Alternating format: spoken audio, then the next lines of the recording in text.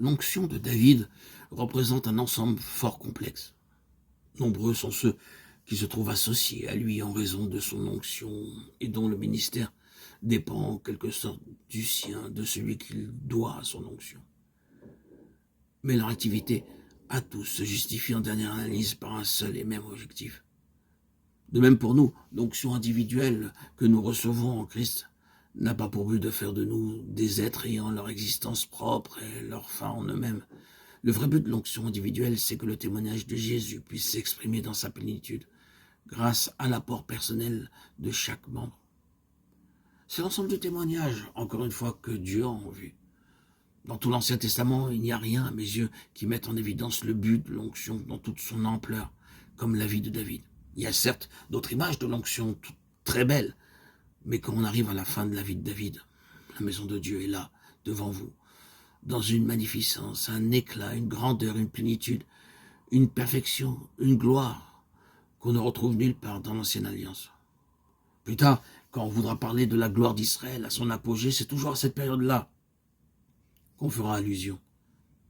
Aux yeux de la postérité, David est resté le représentant le plus glorieux de l'histoire d'Israël. Et pourquoi ? À cause de ce qui distingue sa vie de toutes les autres. Ce qui met sur sa carrière une empreinte toute particulière, c'est la place qu'il fait à la maison de Dieu.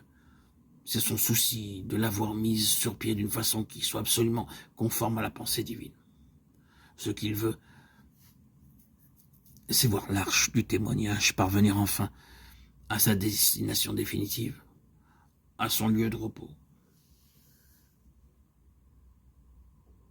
Et c'est pour mener à chef cette entreprise-là qu'il reçut l'onction. Or, David appartient à l'ancienne alliance. Il n'est qu'un type du Seigneur Jésus, de celui qui a été oint par excellence. Si nous avons part, nous, à l'onction de notre Maître, c'est pour pouvoir contribuer à la manifestation universelle de sa gloire. Le voilà le but de l'onction, le témoignage de Jésus dans sa plénitude. C'est la plénitude du témoignage que l'onction se rapporte. Vous êtes à même maintenant, j'en suis sûr, d'établir un parallèle.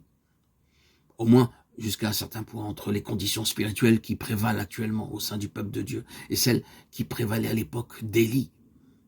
Plus notre sens spirituel s'affine, plus il devient évident pour nous que les choses ne sont pas ce qu'elles devraient être, ce qu'elles seraient si la vraie pensée de Dieu était réalisée. Aussi est-ce bien d'une restauration qu'il s'agit aujourd'hui. Mais si le témoignage de Jésus doit être restauré dans sa plénitude, la chose ne pourra se faire que par les méthodes que nous avons vues personnifiées avec Anne, Samuel et David. Ce que tu as en vue, ce n'est pas un système terrestre capable d'organiser, de représenter ou de matérialiser les choses, mais un instrument, un vaisseau de choix qui aura le témoignage de Jésus en dépôt dans sa plénitude.